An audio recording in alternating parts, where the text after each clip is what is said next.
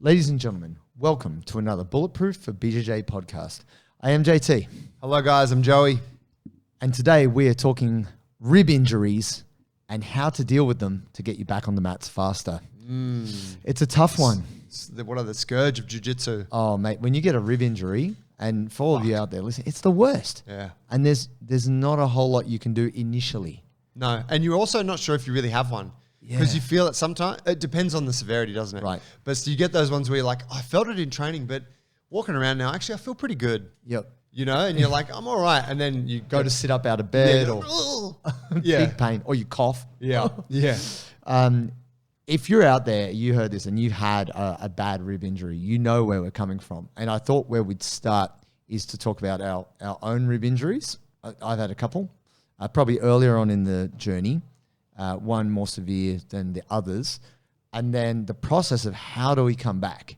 Because I feel like some of the biggest mistakes are that people don't do anything at all, and this actually slows the process. So how about you, Joe? You ever had a bad rib situation? You know, I don't think I've ever had like a really critical one, but I've had, and it's been a little while, but I've had plenty in the past of those little ones where you're like, oh, fuck, I've done something to the rib. I don't really know what it is. And it's usually like a couple of weeks where I have to, like, you try to push through it and you realize you can't. Yeah. It's actually really sore. And then it's a little layoff, and then it's a bit of physio, a bit of that kind of thing. And then, getting back into it.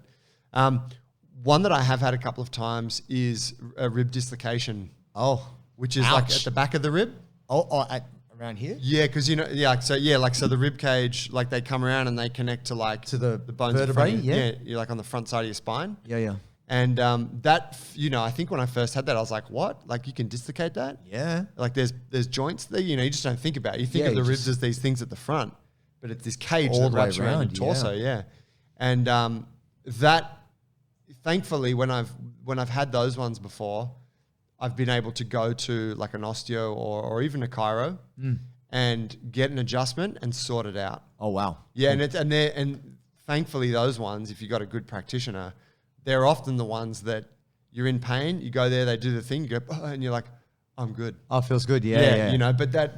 That's kind of probably more. They're probably not the ones we're talking about. We're talking more about the cartilage and the intercostals. Costals, shit that takes a bit more time. Yeah. What about you? Well, let me tell you. Funny you asked, Joe. No, there was a stage where I really wanted to get a one-arm chin-up. And it was like a bit of an obsession of mine. It was around blue belt. And so I was doing a lot of single-arm pulling and getting quite tight through ribs, lats, all of that. And I went in the absolute division at a reasonably small comp.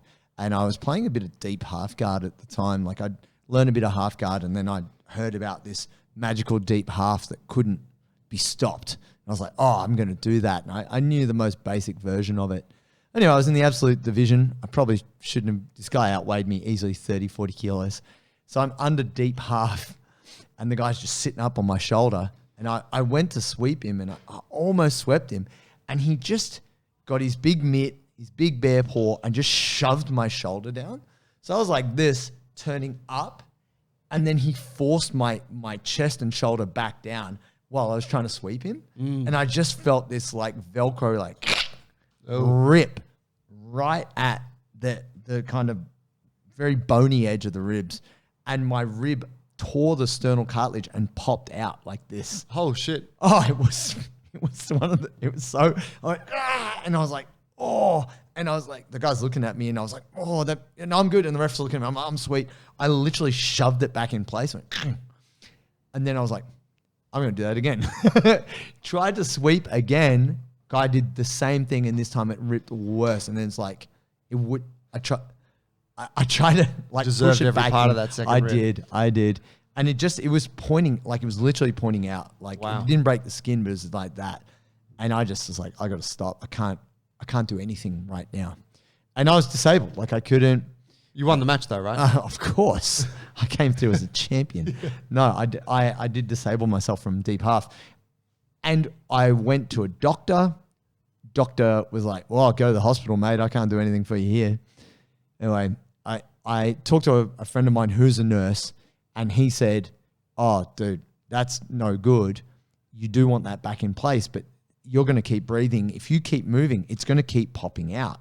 And every time it kind of popped out, it would go like this little, it was pretty gross. Anyway, I went to a physio. Physio tried to tape it. Physio like tried to tape it into place, but really, I mean, he's working the best of his abilities. You can't stop your ribcage from moving. We all breathe. It's very elastic. Even the connective tissues that are very strong around it, they're quite elastic as well. Yeah, they're designed to expand and contract. So the idea that you could like bandage or tape it in place is kind of ridiculous. But anyway, that took almost 4 months. And here's the mistake, my friends. I was about 2 months in. I could successfully cough, laugh, take a big crap on the toilet without being in acute pain. But I hadn't really done any real rehab work. I'd had a bit of treatment on the muscles around it and tried to get it back into place. It actually is healed out. It's kind of not quite right. But then I was like, no, I feel pretty good. I'm going to go train. First roll. I was actually not playing guard. I was on top. The guy went to scissor sweep me and it hit me just right under the rib. And it just popped out again. And I was excruciating. And I just was like, tears of frustration. Not from the pain. It wasn't as painful as the first time. But I was like, I got to do this all again. It's terrible. And for those of you out there, depending on the level of injury you've had, whether you've cracked them, bruised them, the ribs themselves, or you've torn an intercostal muscle or the serratus or the cartilage, the connective tissue around it. Yeah, there's a few different things that can be happening there, isn't there? Yeah, and if you don't get it checked, you can't really know. You need to get that feedback from a professional to tell you what to do. But here's the hard pill to swallow. It's basically going to equal no jiu-jitsu for a little while. And why is that, James? Well, the thing is, if you can't sit up I thought you guys were all about jiu-jitsu. Why are you saying no jiu-jitsu? Man, if you can't sit up out of bed, if you can't cough or laugh, we probably don't appreciate how well our body takes stress until we can't. And jiu-jitsu is just so dynamic for the torso, twisting, flexing, extending, all this stuff. As soon as you get under load, it's going to be a really hard time. And for those of you out there with rib injuries, you know exactly what I'm talking about. But what we probably need to discuss is what comes next. Okay, can't do jiu-jitsu for a while. It might be 4 weeks. It could be 2 weeks. But the key thing is make sure you're consulting with a therapist that's helping you, getting some blood flow back to the area and just monitoring your pain and not doing anything that's going to re-injure it. Just a point on that. For potentially the uninitiated, maybe new listeners or folks that haven't put the pieces together yet, but going from I have an injury and I can't train to I'm back at jiu-jitsu 100%, there are many steps that need to be taken between these 2 points. Yes. And a good analogy is like you have a car that, I don't know, is a piece of shit. It's got parts that need fixing. Yep. And you're kind of working on it and it's getting better. And for your first drive, you decide to put it on the track and fucking go as hard as you can. Yeah. There's obviously a mistake in the way that you are looking at things there. You should be driving around the block a little bit. Yeah. Because maybe go for a long drive on the weekend. It. Yeah. Okay, we'll go over 100 a bit on the highway. Yeah. Don't doing some circle work in an unoccupied paddock. Handbraking around the corner. Right. No, but Macca's drive-through. You don't want to put it in the smash derby. It's the next level. It's not even just a race. That's right. Other people are actively driving their armored cars to smash your car. That's jiu-jitsu. That's right. And that's what jiu-jitsu is from a physical perspective. It is the ultimate expression of all of your physical capacities. It's collision, it's explosion, it's strength, it's cardio output, it's like twisting, bending, like how far can your joint go before you tap, like all these little things. So you got a fucking rib injury. Okay, we're not doing jiu-jitsu for a bit. We got to have a bit of a step-through process to get back to the mats. There needs to be a plan. And so the first step, guys, as I was just saying before, see a therapist so you can actually know the nature of the problem. Step one, there is going to be some time of no jiu-jitsu and maybe no coughing, laughing, or big rib motions. But the next step, once you have had a certain decrease in pain and you're starting to kind of get back to a little bit more normal life, like just carrying the shopping or anything like that, picking up your kids, walking your dog. The first step, guys, is actually a bit of static / isometric contraction. So that's just engaging the muscles around the rib cage, around the affected site, whether it's at the back or it's at the front, without actually like changing the position of the spine. Changing your shape, yeah. Yeah, we're not flexing, we're not doing a crunch, we're not doing a back extension, but we are engaging the muscles and just kind of bringing them back to life. Yep. Just teaching them to keep us still. So a good example, or a very basic example, if you guys can imagine you're doing a plank, or you're in a push-up position, but you're not moving. You're just keeping your arms locked out and you're just bracing, you know, your anterior core, your abdominals, your serratus, all those muscles in the intercostal. You're just holding there. Serratus. It's just super basic. In the same way, if you were to just lift your head up off the pillow without actually lifting your shoulders up, that engages all through the front, just lying on your back like that. If you can't do that without acute pain, well, we're definitely not going back to jiu-jitsu. Yeah, that's right. One option that I think is and correct me if I'm wrong, this could come at this point or maybe it comes next, but a good option there is some really gentle like bodybuilding style training. Sure. Is it like isolation work? Yeah, or I think that almost. I was going to say the reason why we want to go isometric is because if you have a tear in connective tissue or a tear in the muscle, getting it to make a full contraction, to move through a full range of motion and then relax could potentially re-injure you. So right. that's why we got to go real conservative, guys. Like we're just trying to get the muscle to contract, but not actually move too much. But then once you've, like, let's say you've had a bad rib injury, you're coming back and you're like, okay, I'm going to do a plank. I'm going to try and do a plank for 30 seconds. Can I do that? Okay, that's a good start. Can I just look to go to sit up, but you're not doing a sit up or a crunch, just taking a little bit of tension there.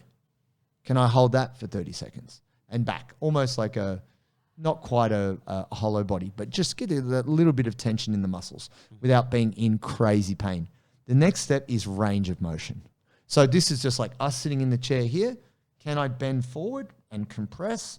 Can I extend, open through my back? Like, am I not getting any popping, tearing, cracking when I do that? Just because if you can't just move your body under your own control, you're in trouble. So a very basic example of that is like a cat-cow or a cat-camel, where we're doing flexion and extension.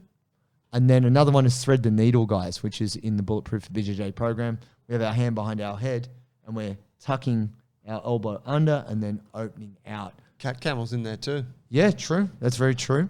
And so that is just bit rotational though, isn't it? Yeah, cat-camel's like flexion extension. And then thread the needle or sideline rotation kind of vibe. You're like rotating. Yeah, rotation is usually where humans are pretty crap. Yeah. So that's really probably going to test you, especially around through the rib cage, because that's a defensive mechanism for the body too.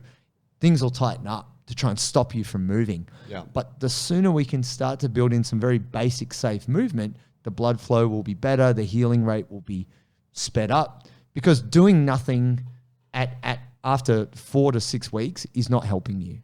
You know, no, like absolutely not. There's a point you've at got which to do shit. You've got to restore function. Yeah.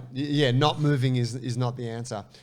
Just to my point earlier, I think when you're in that phase where you're like, I can do a little bit, but I'm not back at jiu-jitsu. I'm not doing my thing. I think it's been handy for me to be able to fall back on. Oh well, I can do some light kind of bodybuilding type, like the stuff that we'd have in our foundation gym program. Yes. You know, where it's like 8, 10, 12 reps kind of vibe. Sure. And it's basic pushing and pulling, and you could even scale it back to full bodybuilder where you're like sitting down and doing bicep curls, right? Yeah. But at least you're getting, like you're moving. Yeah, I agree with you on that. Like if we're looking at keeping you doing something without aggravating your rib cage, you'd be surprised at how much you use your core when you pick up a set of dumbbells to do bicep curls. Yeah. You know, absolutely. Like, even if it's light, you're like, oh, I've got some 5 kilo dumbbells here. Oh my God, I'm bracing my core so hard. Yeah. That's a good test. Yeah. You know, so definitely, Joe, in terms of starting to incorporate some other exercises to keep you sane, to keep you, working on something so you don't totally go backwards, definitely that's a good step. But then once you can actually move your ribs, you might feel a bit stiff and a bit sore, but you're not in that crazy getting stabbed in the ribs type pain. The light load. So bringing in something like, doing some, scat push-ups. Yep. Just getting the muscles like serratus and getting the shoulders moving while keeping the core stable is very good. Yep. Even hanging. Yeah. Like just getting a little bit of tension through the lats and through the abs. Bit of passive hang, bit of maybe like an easy kind of hanging cobra. Yep. Like very assisted, kind of not too much of an angle. And then we start to look at some basic like tabletop drill. Like, so tabletop press is a really simple, easy way for you to bring your shoulder and your rib cage into extension with a very small amount of load. And at any point you can stop. Yeah. You start to do it and you're like, oh, it's a bit far. Just start to build that back. And then the next step on that for, say, flexion, not that we want you to be doing like crunches or sit-ups, but for example, a hip escape, like, basic shrimp movement involves a high degree of flexion through the torso. And it is a move that you will invariably use in jiu-jitsu. If you can't do shrimps, shrimping ain't easy, you shouldn't be back on the mat. Yeah. And that's a really good, like what you've laid out there is just a really simple way where even if folks are listening and they don't know those exercises, that's okay. You get the idea though. You're doing some gentle movement, testing some different capacities, some rotation, some flexion, and then you're starting to add a little bit of load to it. This is a really good way for you just to test, okay, am I close to getting back onto the mats? Absolutely. If it feels terrible, no, you're not. And it's better you know that now rather than I'll go back on the mats and see. Yeah. Because then you're really going to get fucked up. And then you got a shit injury and then it's 6 months of no training. It's dragging out. Yeah. And there's nothing worse than when you do it to yourself. There's no one to blame. Like your impatience got the better of you. And even though you thought coming back early was somehow going to, help you, it's now hindered you. And this whole process, which is, it doesn't have to be months and months, depending on the severity of your injury. And look, if you've broken bones, like if you've got cracked ribs, like if Joey has given you a knee ride of death. I haven't done a knee ride for a while. Joe, anecdotally, tell me. A knee ride. I put a bit of a knee ride on a bit of a heavy knee ride on Kieran last night. Shout out to the Beyond Jiu-Jitsu podcast. Our boy, Kieran Lefebvre. He's a tough human. And he's not tapping to nothing. Copped it for a long time. Yeah, now he's got that blue belt. He's out to prove something. And he's not giving up easily. Absolutely not. Tough role, man, that kid. Yeah. He's a tough guy. But that's the thing. It might have been you guys. You might be like, I don't want to tap to pressure. And then, now I have to tap. Yeah. Now I can't do anything. Man, one of the famous rib injuries that comes to mind is Tyron Woodley when he fought Colby Covington. Oh, right. Do you remember that? And No, I think he was getting the shit beaten out of him. I think he had Colby in a guillotine or something. They were up against the edge of the cage. It wasn't particularly good, but he had control of the head. He had the choke on, but didn't have like any kind of closed guard on him. But he tried to like hip up and out. Yeah. And he just went, and it was like, stop. And it was like catastrophic rib injury. Oh, God. And I think it was just a huge tear of, some tissue, some soft tissue. Yeah. But you could see like it just stopped this strong grown man in the middle of the fight. Very It's like, athletic guy. I can't continue. It's that severe. It's really they're really painful. And this is the thing, guys. Connective tissue, we were talking about this just prior. Connective tissue takes a long time to strengthen and a long time to heal. So if we think of muscle as being more elastic, it has more elastic properties, and it gets a lot more blood flow. Connective tissue is more like steel cabling or mesh, and it takes, you break it, it's like takes ages to come back, and then there's often lots of scar tissue around it as well. And that's where having a therapist to help you ongoing also helps. Look, and also yourself, like it's not a bad thing at different stages along the way to just be getting some blood flow in there, getting a bit of moisturizer and just just giving a bit of a feel, working between the ribs, trying to get some blood flow there. Because if you're in acute pain, no, get that moisturizer, get a bit of blood flow going. Yeah, encourage that blood flow. That's good for recovery too, guys. Yeah, I heard that. But the next stage, Sick fuck. God, whatever, man. We're all human. What you talking about? I'm trying to aid people here. Go from light load to light drilling or solo drilling. Even though I don't think it's really going to help your jiu-jitsu skill. You've got to think Testing the waters. And don't fucking go in and go, I'm going to do some drilling. And then after the drilling, go, I'll just do a couple of rolls. Just have a cheeky roll. You have to be disciplined at this stage. Yep. It's really important. Just do the drilling. Yeah, and even if you're just at home and you're thinking, can I do 10 push-ups? If you can't do 10 push-ups without having like really bad stabbing pain in your rib, how are you going to be able to do that when you have Joe jumping on your back trying to choke you and sprawl down and smash your face to the mat? You're not going to be able to do that. If you can't do 10 push-ups, by the way, just use some other exercise that is normally quite easy for you. Yeah, or Just just like test it, like some light repetitions. How am I feeling here? Can you do a technical stand-up? Can you come up? Can I do a Turkish get-up? Can I do a Turkish get-up? But like, With no a way. can of baked beans. Yeah, just hold your arm up in the air, rest on your elbow, being able to post. There's actually a lot of rib in that. There's a lot of serratus, intercostal, lat. When you roll over and you post up on your elbow, that's typically where people really feel it. And so if you can't successfully do that, to add the load of another human body is too extreme. So if we look at this as a step-by-step, it's really important that you acknowledge if you've had a decent rib injury, it's going to give you a couple weeks of sans jiu-jitsu, no jiu-jitsu at all. We've got to make that concession. And then also we need to talk to somebody like, what is going on here? How long are you thinking, like, so looking at those stages where it's like, okay, some gentle stuff, some gentle isometric, contraction, and then we got second phase, which is a little bit like gentle unloaded kind of movement. Yep. Flexion, extension, using the cat-cow, that kind of thing. And then how long do you think for this? It's going to be 2 to 3 months. Okay. So if we break it down into stages, now I'm being very general here, guys. I'm not a physiotherapist. I have injured my ribs multiple times, front and back. Some of them very light, and then some of them very bad. And we get fucking people texting all the time. Man, I've injured my rib. What do I do? What do I do? And the worst thing is, guys, like to start, it's not much, but that's only at the start. I'm going to say possibly 2 weeks, and depending on your level of pain. Now, if you have cracked ribs, that's very different. You shouldn't actually be moving them much at all. Even though they say bruised ribs, I've had cracked ribs, I haven't had bruised ribs. Some people say bruised ribs are worse.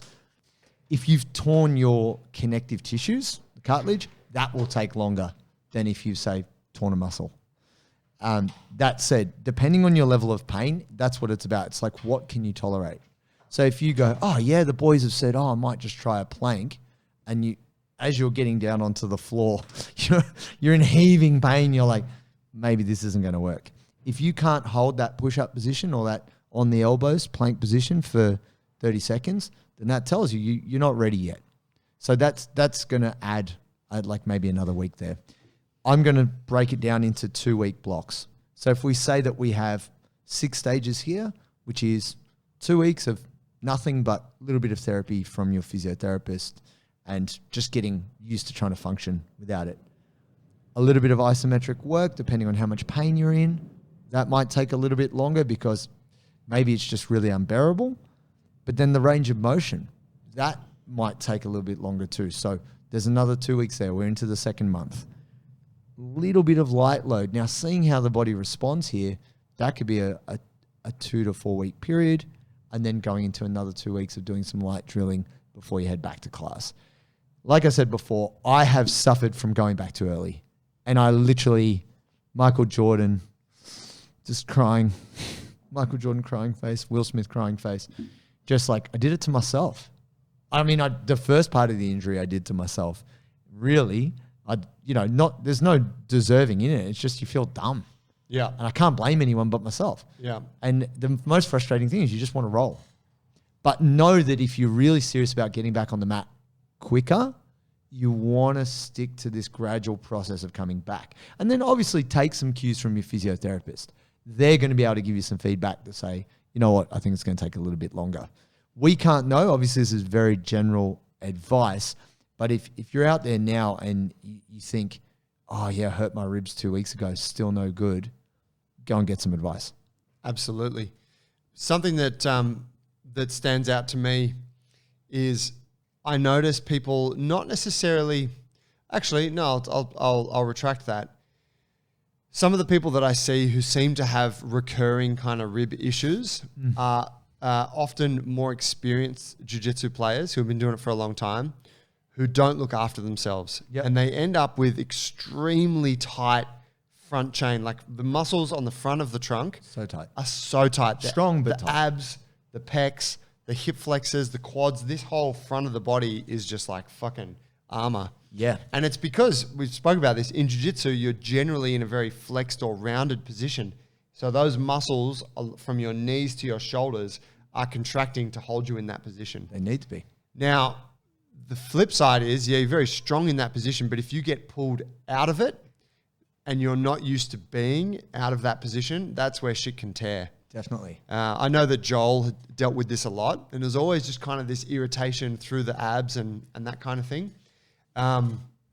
One of the stretches that we use a lot, and you see it in the standards program, it's the Hanging Cobra. Yeah. You see it on our Instagram. It's like you're hanging from a bar or a pair of rings, but your legs are behind you, so you're kind of in this bend, like a big extension.